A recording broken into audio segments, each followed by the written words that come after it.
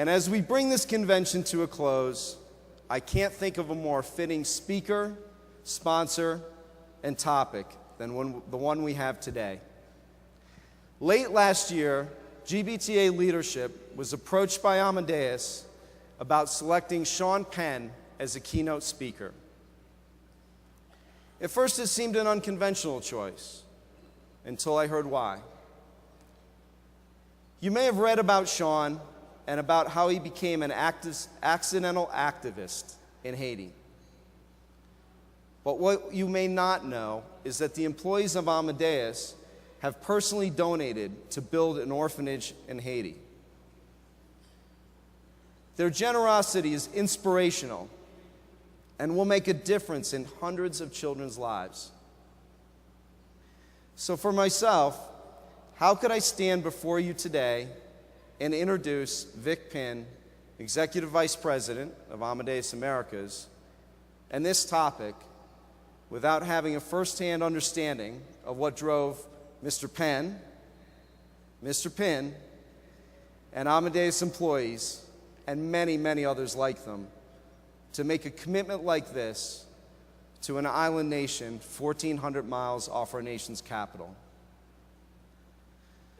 So in July, we went to Haiti, and what we saw changed our lives. I am now both personally and unexpectedly vested in the relief efforts in Haiti, and it is my distinct honor to bring on Vic and have him introduce Sean Penn. Ladies and gentlemen, Mr. Vic Pynn.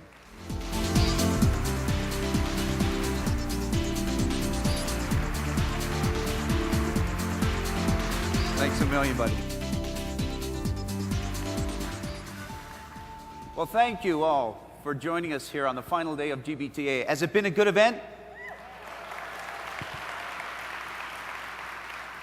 You know, it's amazing when you take 5,600 feet, overlay it with alcohol, the impact you have. It's just amazing.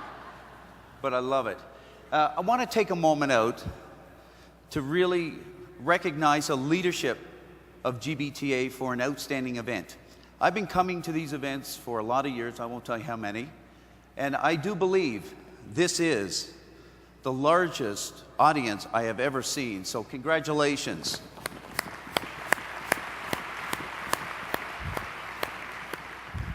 Amadeus is pleased to be the prime sponsor of GBTA for the third year in a row. As I was thinking of a theme for today, when I look at this room, our industry, Amadeus, it's very clear to me that we are people that make things happen. I look at the last 3 years and what this industry has been through. Earthquakes, volcanoes, ash clouds, remember those? Financial crisis, hurricanes. It's never a dull moment in travel, and yet we continue to deliver for our customers and move people around the globe every day. I believe we are probably the most resilient industry in the corporate world. We've been trained to adapt and deliver under some really, really challenging circumstances. At Amadeus, we are also making things happen. We continue to deliver cutting-edge solutions to our customers across the travel spectrum. Our commitment to IT investment has shown results. And our technology innovation defines us. It's at the core of our DNA. Not only are we the largest GDS in the world, we deliver cutting-edge technology platforms for airlines, hotels, travel agencies, corporations, and more. GBTA has become a marker for Amadeus. We launched our corporate travel solution, Amadeus One, here, a revolutionary IT solution that has redefined North America business travel. For the first time, it created a powerful way of managing all business travel applications from just one customizable hub. Next, with customers in place, we proved Amadeus One's flexibility and scalability by going beyond the desktop. Now, we've redefined innovation again to help our business evolve. What else can we make happen? Just watch and see. We're not finished yet. As I take a closer look at Amadeus, as much as we are driven by satisfying our customers' needs, there's another side to Amadeus, the side committed to making a difference in the world, committed to making things happen, not only in business, but by improving lives. Let me share with you an example. After the devastating earthquake that hit Haiti in January 2010, we asked ourselves, what can we do to help? What can we make happen? We decided to build an orphanage in Haiti. Why Haiti? First, it is literally in our backyard, a 1-hour flight from Miami, and you're in Haiti. The nation faced challenges in the past with hunger, poverty, disease. And when this earthquake hit in January of 2010, it was simply devastating. It was as if they had been kicked while they were already down. There are 300,000 orphans in Haiti today. I want you to take a moment and take a look around this room. Just take a look around this room, how large this is. It's a huge room. There's about 6,000 people here. Now let's do the quick math. Multiply that by 50 times. That's how many kids we're talking about. What we are doing isn't just about disaster relief. We are talking about sustainable solutions. So we partnered with the Great Commission Alliance to build an orphanage. The Great Commission Alliance is a nonprofit organization dedicated to the people and country of Haiti. While the GCA continues to bring temporary relief to Haiti, it has a longer-term vision, helping the orphans of Haiti by giving them shelter and education. The GCA will teach these children English, computer skills, and provide them with an education through grade 12. It is GCA's hope that through its efforts and hundreds of orphans who would otherwise have no real hope rise up as Haiti's future leaders in their homes, community, and governments. The Amadeus Orphanage in Maribel is about 80% complete. We hope to finish it in the next 3 to 4 months. It will ultimately provide homes, schooling, training for 100 children. It's being built not with Amadeus funds, but with employee and customer support. Now, there are several customers in the audience today who have helped us. You know who you are, and I'd like to take a moment and just say thank you from the bottom of my heart. We could not have made this happen without you. We are people that make this happen. There's a quote from a guy named Doug Hall. He's an American inventor and author, and he says, "Don't make excuses, make things happen, make changes, then make history." I encourage you, the business community, to join us in making things happen. And speaking of people who make things happen, it is my pleasure to introduce today's keynote speaker, Oscar-winning film actor and humanitarian Sean Penn.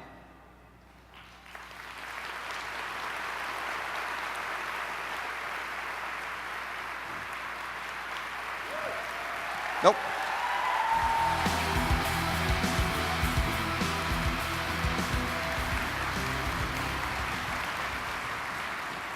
I'm just going to say a couple of words for you. Many of us know Penn as an American film icon. His career spans nearly 3 decades. Nominated for 5 Academy Awards, he's won twice, including Best Actor honors in 2009 for his role in Milk.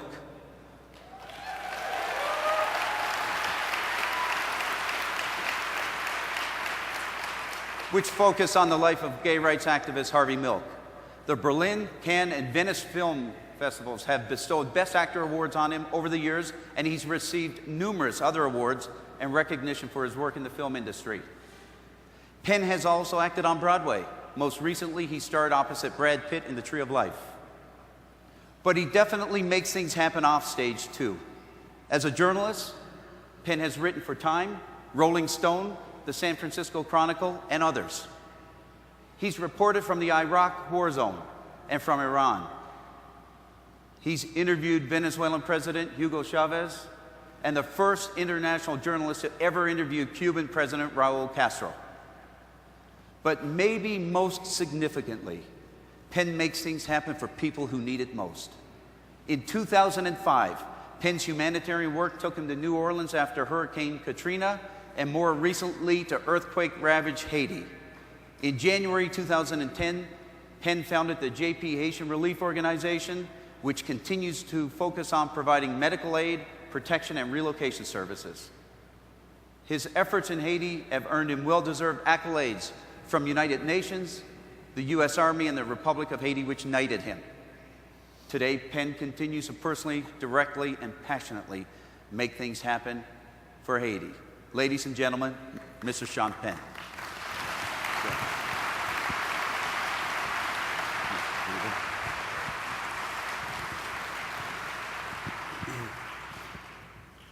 Well, Sean, thank you so much for joining us. Let's talk a little bit about your film career to start off with. Sure. We've just heard your biography. So much diversity. Diversity in roles in your career, it's incredible. What motivated you to getting into acting? Well, I had dreams of being a criminal defense attorney. Ah. And I think probably, looking back, it was the litigation that interested me. And I think that there's enormous theater to that. When I did finally look at my high school graduating grades, it occurred to me that I would be several years in community college and stumbled into a repertory company. And then got involved in acting classes and so on, and that was really what started. Excellent, excellent. How do you choose your roles? And do you have a favorite one? Well, you know, what happens now is more, I think I've always kind of looked at it, or as the luxury of being able to look at it this way came. By that I mean where I had choice in what I was doing. There's the jobs that one does before you're considering whether or not you're going to keep your pool heated, or the couch on the bed space on the couch at a friend's house. And those you know, you're lucky to get what you can get. If you come to the lucky position choice, then I think what started to come to me was that I wanted things to connect, that you invest an enormous amount of time and concentration in each project. But the moment it's finished, it's like they say about, you know, the first rule of Italian driving is you pull off the rear view mirror, what's behind me does not matter. But I did want it to matter because I wanted it to connect. I wanted to feel that there was some kind of progress in what was being explored by the material that I was choosing to do. As an actor, you're very beholden to the types of projects that may or may not relate to the questions in your own life at the time. As a writer or director, I'm able to choose specifically those things that represent interests current.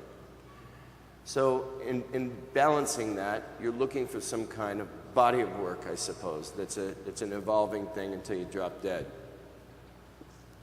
So now the vetting of that would be to read the first 10 pages of a screenplay. If there's a director involved that you trust. And if those first 10 pages start to ring, then you start saying, bullshit, bullshit, bullshit, my part, bullshit, bullshit, bullshit. And I say, you know, I'm in. Is there a favorite one? Is there a favorite role that you can? No, you know, I think the things that I consider favorite are the experiences, the people that I worked with. You have a lot of chefs in the kitchen on films when you're not in control, when you're not the director. And so some of the projects that in process were the most exciting to do, did not achieve the result that might otherwise have happened. A little more luck or different people involved. But you know, it's more sempre avanti. You know, always forward. And then connect the dot, because even in those things that failed, you do find yourself wanting the fabric of it all to go together and to be a body of work that represents, you know, at least something that was of interest to you as your life went on. Excellent. With all the diverse roles, you've probably done a fair bit of traveling. Now, I'm going to give you an opportunity. In front of you, you have the ear of the travel industry. Yeah. It starts and ends here. All right. Now, with that, I want to know what you love about travel and what you don't love about travel today. Okay, here's what I fear. No, what I know is going to happen is that the great thing about travel to me, air travel in particular, is being in the air where one is not reachable.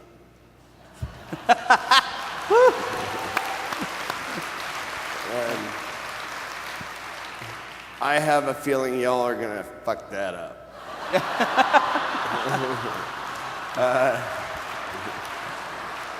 So you don't really like this go-go in-flight laptop stuff? I've never turned on a laptop computer in my life.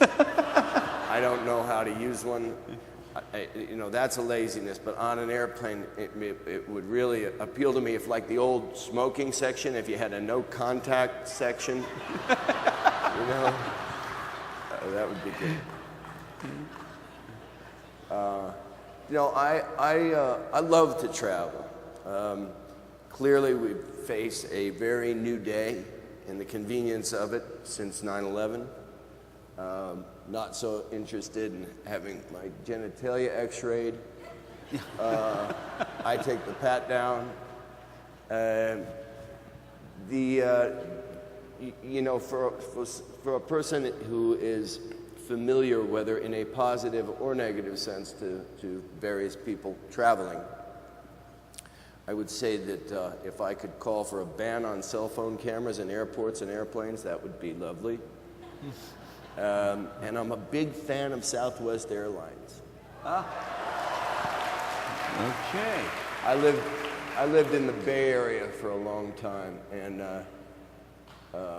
so Southwest was a great shuttle between Los Angeles and San Francisco, and they're funny and on time, and yeah, that's a good organization. I like that.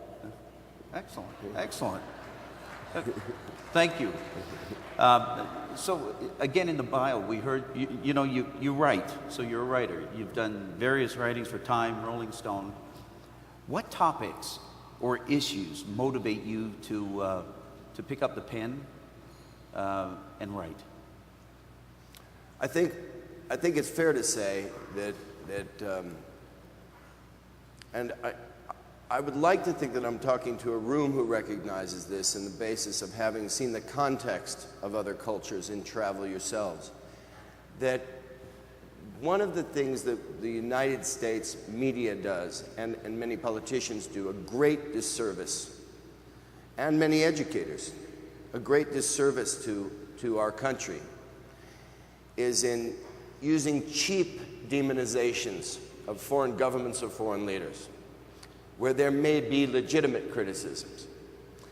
And in some of the more explosive events of the last couple of decades, the thing that has drawn me was I tend to get very interested when, for example, such credible people as Jerry Falwell calls someone a monster. I have a feeling it's worth taking a second look. Yeah. So, you know, and I've been very interested in that. I've been very interested in, I have 2 children. You know, we've all been experiencing a dramatic series of events that have changed lives. As certainly, I'm 51 years old, so in my childhood, we're in a new paradigm. And it's one where Norman Mailer described this next century as the century that mankind may not complete. And I think that, that our focus on the environment needs to be, it is a very unifying force, but I would be with George Carlin that the environment's going to survive longer than we do by a long shot if we don't start looking for a deeper understanding. And I do think it's appropriate to talk about in this room because travel is not just fun and games, and business travel is not just fun and games. It's also an experience of other places and other people and the needs and the challenges that they have and the perspective. And so I've been very interested in finding out, what Jerry Falwell's monsters are to the people who live in the country he's pointing his finger at. Interesting. I want to take you down the path. You don't do a lot of public speaking, and we're honored to have you here. And I really want to thank you for joining us Pleasure today. to be here. Thank you. What made you decide to come and be available to us, the business travel community? This has been I found myself, I'm going to have to go into Haiti on this a little bit, which we can leave and come back to as you wish. We're going. My son, now 18, when the earthquake, shortly before the earthquake happened, had a terrible skateboard accident, 20 miles an hour straight on his head. So he nearly died. He's 100% today. But it was a horrifying thing. And after signing the death liabilities and these things that one should never have to do in life with their own children, he had recovered. But before he recovered was the incredible pain, and I watched morphine go through a drip into his arm and give him the first relief. I fell in love with morphine used responsibly. Or I fell in love with morphine too. But in either case, the Haiti earthquake happened. And as you'll recall, many of those first reports were of amputations on children and others virtually with the saw that you would buy at the hardware store. That went on for weeks, and no intravenous pain medication in the country. Through this terrible demon, Hugo Chavez, we were able to get 250,000 vials of morphine sent in the first week, and we were able to become a distribution service for it. Out of this series of events, because my joke was always an actor in Hollywood knows how to get narcotics, just not bulk narcotics. So, but I had an experience as a journalist in Venezuela. I reached out to Chavez, and it was there. So I had a group of people that were kind of hardy, and we went down with the anticipation of staying for about 2 weeks and distributing morphine. And then one saw the enormous needs and had an experience, I'm sure, similar to that you had when you've gone. It's to see bona fide poverty is really something. So we built an organization. Out of that, I have found myself atypically, I suppose, wanting to reach out to more people to talk about that, and I won't bore you on stuff like that. I'll let Vic guide this conversation, but that's a key thing, and so here we are. So a beautiful segue right in. Let's talk a little bit about the humanitarian side. You've been a strong voice and a real activist after several disasters, New Orleans and Haiti. What draws you to this type of humanitarian work? Why these? Why these two? Yeah, well, some of this is just timing, and then you find, and I think this is true about a lot of things in life. A lot of people say, why aren't you focused on something, in the United States, or focused on, well, quite frankly, it's when Tuscaloosa happened, for example, I was really busy with something, something important with family and so on. Yeah. I had this window of time that led to this thing. I had known people, I had spent months in New Orleans just prior to Katrina and had great friends there. We were on the phone till the moment the thing hit. And then all the cell towers were down. You couldn't talk to anybody. So in any case, it was a very kind of, I don't consider myself a calamity hopper.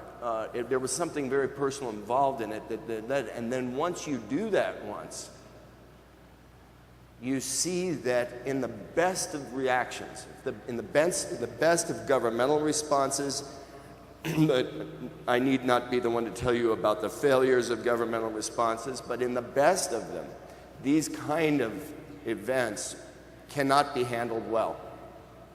It's too unpredictable. There's no way to plan everything that has to be planned. There's too many unforeseen surprises and devastations, challenges. It takes a while to do that. And because of that, there are gaps. And people who have whatever resources they have, whether it has to do, like we have done, going on the ground in a place, or in just really trying to learn and understand what it is that's happening and what skill sets, what resources that anyone has, you realize that there is a great need for it. You can't just write it off. I've written my check to the American Red Cross and expect that to be the answer. Then, though I have many sensational things to say about the American Red Cross and criticisms, as I do all organizations, including my own. It is certainly not the answer to disaster. It is a thing you can do. It's among choices, but you will be, if that check is written with the idea, okay, Haiti's covered, then you can just wait a while and the disappointment will come. There are gaps, and I found that with the time that we had, the people that came with us, their commitment, that we increasingly knew how to fill those gaps. Excellent. Did you, any of your learnings from the film industry, did they help or prepare you in any way for what you saw in New Orleans or Haiti? Yeah, the only thing more valuable to most people than life itself is money. So if you want a practice ground for an emergency where things, you're going at an average cost of about $120,000 per day, per shooting day of a movie, and that could be twice that. So when you get on the ground and you've got X amount of pages to shoot that day, and you've got to get these sets, these actors in, this thing done, this lit, and so on, it's an emergency. And usually when you need to get things done is yesterday. So you get in the habit of saying, get it done yesterday. And you got people that are the film industry is a very hardy group. I found, when I had a house built by some contractors, and when it rained, they didn't work. Well, film crews do, and they'll build this whole convention center overnight if it's a set. And so we took that sensibility and went in, and in emergency relief, that goes a long way. But something that you brought up in your original comments, which is one of the things that I've observed in time, is that when you're to bridge emergency relief with sustainable development, you have to integrate emergency relief into sustainable development and vice versa. And I think that those cultures still today, it's one of the reasons I think there's a lot of criticism about what's gone on. They are still functioning mutually exclusively in too many cases. Yeah. And so that's... Huh. I'll tell you, when I hear you say the pressures of get it done yesterday, I think you could really fit into the travel industry beautifully. What do you think, guys? Sounds very familiar. What surprised you the most when you got to Haiti? Well, I think, I was in Los Angeles in, was it 73, 74, when we had a 7.0 earthquake. I think 20 people died. We had somewhere between 250,000 and 300,000 die in about 10 seconds in Haiti in the same level earthquake. So it wasn't about an earthquake at all, it was about poverty. And the problems today are nothing to do with an earthquake, they're everything to do with poverty. So to see something where, you know, we hear over and over the word infrastructure, there's no infrastructure. Well, when I got the first 2 weeks I was in Haiti, I didn't see an ice cube. You know, just this most basic thing that you're, oh yeah, you know, it's hot as hell, you're working all day in the heat and the dirt and the rubble, and you know, oh yeah, do me a favor, give me a cold beer. You know, it's just... It's not there. No, and even today, I mean, now, you know, basic needs are there. There's just grocery stores that you can go to if you have the money. They're as expensive as they are here, in some cases more so. So the Haitians were making $1 to $2 a day pre-earthquake. Most of those jobs were lost in the earthquake. You have circumstances happen where aid comes in. For example, dry rations, food comes in immediately. Stuff that's necessary because you have the transportation networks from farm areas are blocked off for one reason or another, broken, flooded out. There's a lot of panic in the streets and so on, so food did have to come in for a period of time, but very quickly you realize that that food is putting the farmers on the other side of the country out of business and destroying the economy of the place. And in no time you will do more harm than good. And so balancing those things. But that was part of the first thing I saw in Haiti, was a country that had had billions of dollars in aid poured into it over decades, and had been worse for it.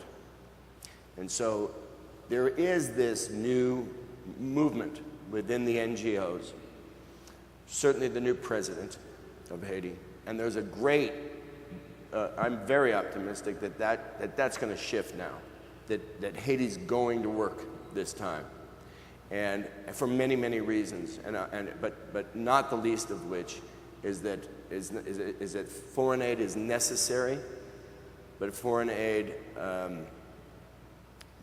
done improperly will put poverty on a treadmill. Excellent. Hey, I think we've got a video that you brought with you that we'd like to Yeah, I think show. it's my You want to, short thing about my organization down there. Okay. Group.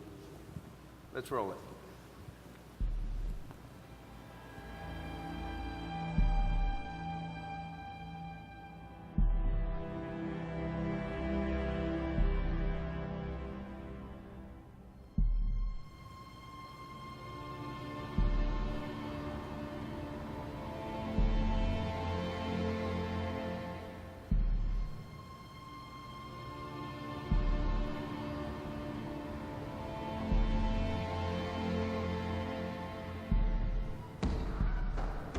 JP Haitian Relief Organization began work immediately to help a people in unimaginable need. And while we began as a medical mission, now we've become an organization that does much more. Shortly after the earthquake, JPHRO took over management of an IDP camp in Pennsonville, a large camp built on a steep hillside that was once Haiti's only golf course and had become home to more than 50,000 people. We provide 24/7 emergency medical care and transport. Our medical team has treated over 116,000 patients and delivered over 1,000 babies. We treat everything from minor illness to major trauma. We've gone from relying on foreign medical volunteers to having a full staff of Haitian national medical professionals. When cholera hit Haiti, our team responded immediately. With the assistance of helicopters supplied by the United Nations Humanitarian Air Service, we have delivered over 100 tons of medical supplies and personnel throughout the country. And with leased private helicopters, JPHRO took the fight to the most remote rural mountain villages. In July 2010, JPHRO began a new phase of sustainability, digging in and clearing the rubble from buildings and homes that collapsed in the earthquake. To date, our engineering program has removed over 120,000 cubic meters of rubble from the streets of Delmar 32. Now we're expanding rubble removal operations to neighborhoods throughout Port-au-Prince.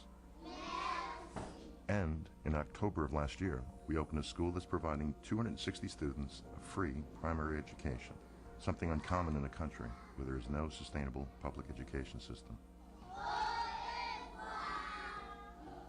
We plan to bring successful programs that began in the camp to the Delmar neighborhoods that surround the camp, with the #1 priority always being the safe return and relocation of Haitians to rebuilt and revitalized neighborhoods. Help us bring immediate relief today and invest in sustainable solutions for tomorrow. Please, donate now.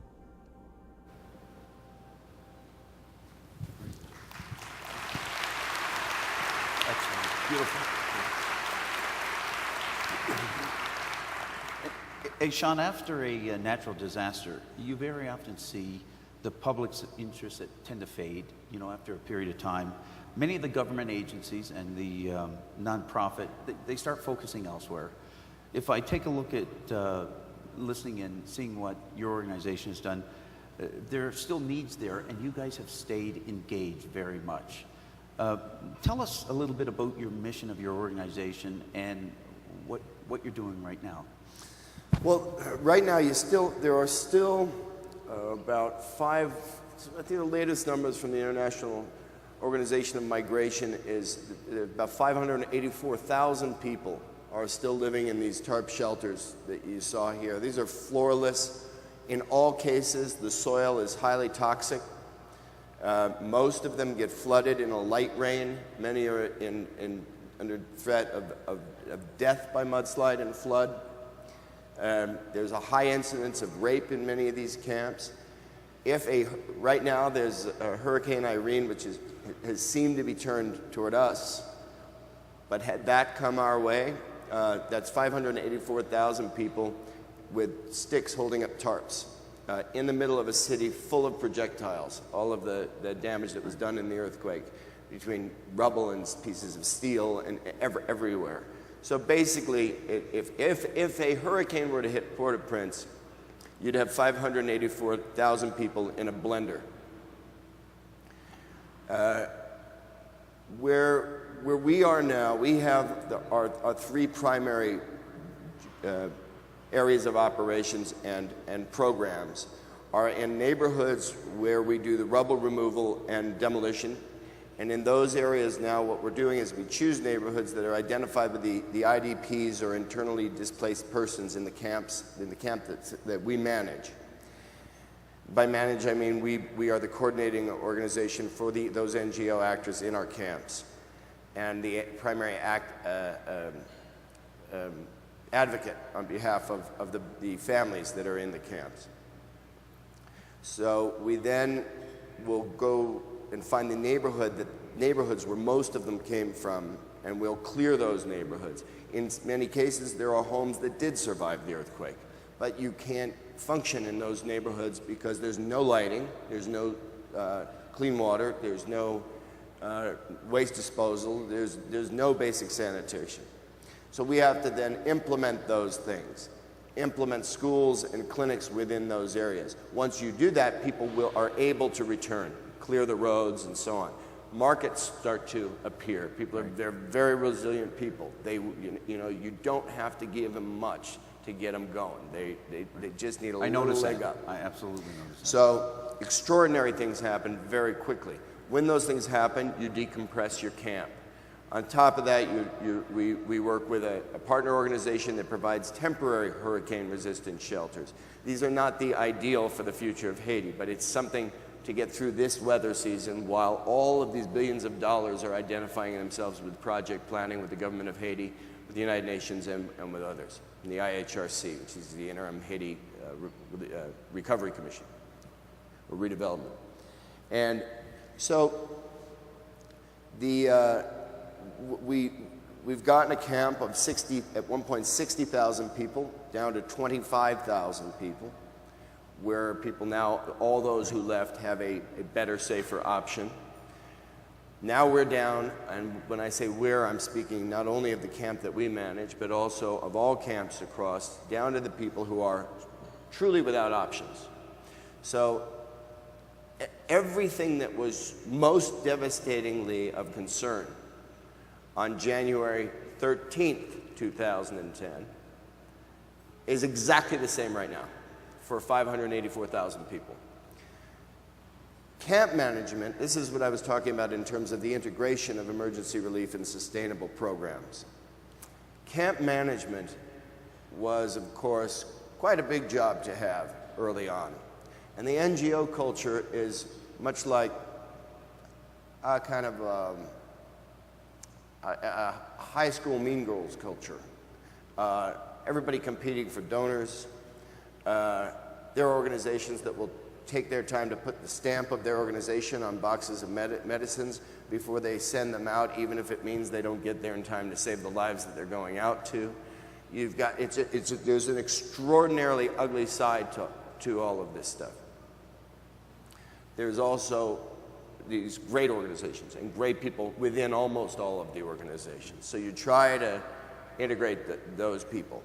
But now you have all the theorists have come in on sustainable development, and they've left behind the camp stuff. So where once you could go and you could get a grant, say, for the $300,000 it would cost to take 32,000 people out of immediate threat of death by mudslide by putting in drainage mitigations, those grants are no longer available. That's going to come from private funding, which is very hard to get, because we see how little is said about Haiti in the papers today. So we go and say, hey, come support camp management. Also, there's a prejudice that happens that if you're in camp management, if you're helping with the services for these people, there is a kind of prejudice that's both within Haiti that dismisses it, well, you know, they're really better off there than they were back in their homes and so on and so forth. Journalists never visit the camps, the spooky IDP camps at night, and they certainly don't visit at night in the rain. These places that could seem benign in the day become hellholes at night. Not to mention what it means for a woman simply to travel from her tent to a latrine at the great risk of rape in many instances. There are camps where I would venture to say you probably have 6% of women over the age of 13 who have not been raped multiple times. This is right now. So these are emergencies right now, while sustainable development goes on. So there has to be a new culture of hand in glove with those things. So that, because the other thing that will happen is that all of the advances, and one of the things I'd like to put out to the room, the thing that people in this room could do, more importantly than giving to JPHRO, is in any of the ways that you could, following the model of some of the telecom companies that have gone down, hotel people and so on, to go down there and walk side by side with the new Haitian government, which is difficult, where there are ministries in shambles and so on, but to step in and have faith in this country because it's going to work there, and bringing business into Haiti, bringing jobs into Haiti, is the number one turn for that country. You know what impressed me with your organization is I talk about sustainable differences, and the only way that you can get it is if you get the individuals or the people in the country building themselves up again. And you've done that very well. Talk a little bit about that, where it's not like you're going in with a team from US or the rest of the world and just doing it with the fright that if they walk away, everything falls down. You're actually training, growing talent in Haiti, Haitians. Yeah. Well, there's a spirit, and anybody who's visited Haiti has seen this, and it really is particular. I mean, you know, war correspondents and world travelers, the people, long-term development set people, they all say the same thing when they're in there's something about the Haitians. People have been everywhere. And I'll tell you two quick things. Early on, and this is a story I've told many times, I make it quick. There were what was considered the gang set in our camp. And they were also running the marketplace. And they were very pro-Aristide, for those who know any of the political history of Haiti, this would not put them in favor, let's say, of Americans. Or whites, maybe. The area of this camp had been the only, as it said, the only golf course in all of Haiti, and it had an 18-foot stone wall all the way around it. So the golfers never saw the slum, and the slum never saw it till the earthquake, and the wall came down. And it was the only available property for these people whose homes had been crushed and relatives had been crushed to immediately, spontaneously go into the day of the evening of the earthquake. When we started to attempt to do the drainage mitigations, it was going to mean the relocations of many people immediately to get them out of the way of where heavy equipment had to go and so on. So 5,000 had to be relocated. While we were making those plans, immediately we needed 35 tents moved to get the project started from one bad part of the camp into another bad part of the camp. And the 35 were right amongst the leaders of, let's say, community leaders, as it were. Well, they were very suspicious, very angry at our people who went down there. I went down with the map of the drainage plan that had been put together by the Army Corps of Engineers and said, look, you know, this is not about we're kicking you. We don't have authority to kick you out. We're saying this is going to be a lot better for your community. They looked at it for, you know, a little bit, and they said, nobody wins this debate. We do it for the people. Much faster access to social consciousness than I noticed in most places in the United States even. You know, they were ready to, and this is like the bad guys. So you've got that with the Haitians. Then you have, we came and we started a hospital on site within the first couple of weeks of our being there. Initially that was all American and Canadian, principally American and Canadian volunteer doctors and nurses. Very quickly we were able to transition. We now have 102 on our medical staff, 2 are non-Haitian.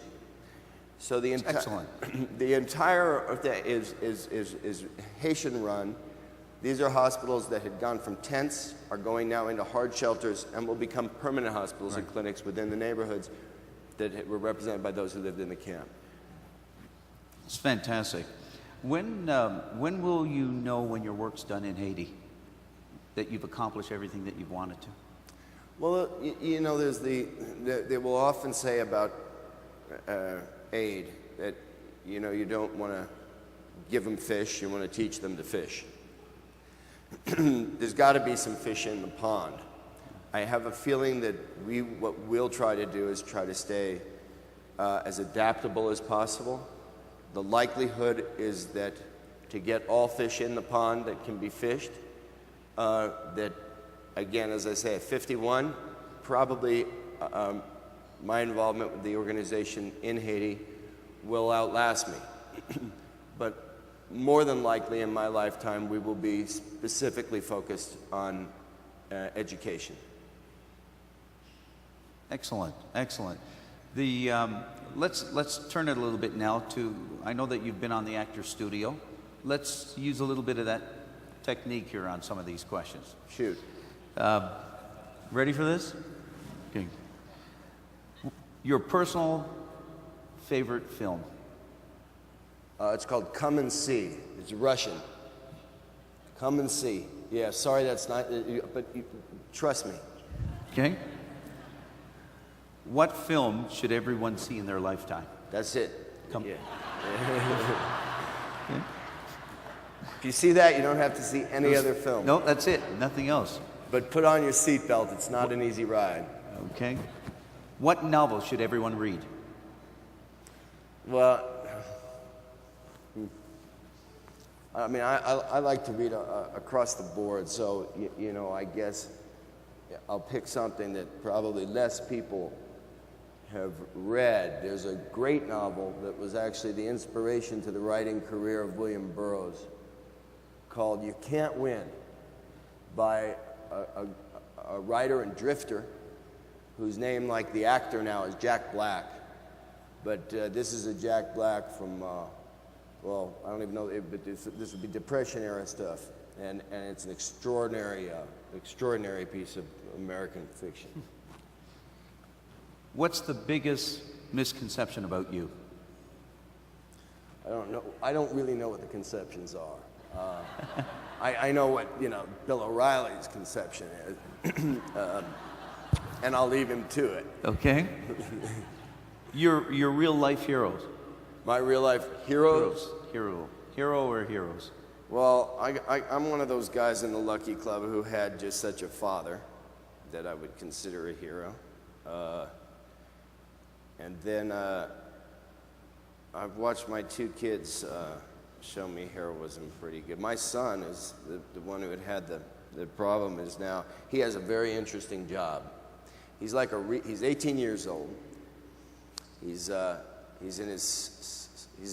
worked in Haiti since the beginning, back and forth, and now he's on a full-time contract for a while. And he's like a repo man. So what he does is he does surveillance with a Haitian partner during the day. They just talk to everybody in the camp and so on. But what they're watching for is people who don't really live there and are keeping a tent there so that they can have access to services. And we need to get the camp compressed to make it safer. Right. And we need to get, so we try to not let that happen. So once they've identified what we call a ghost tent, they'll go back at 3 o'clock in the morning and bring that thing down. Sometimes they'll have some pretty upset people around, but they know them all. And so he's got that kind of cool where he says, they're screaming and holding a machete, and he's saying, come on, you know me, come on, we got to do our job. And so, yeah, he's one of my heroes. Favorite city to visit? It's got to be Port-au-Prince right now. I find myself longing to go.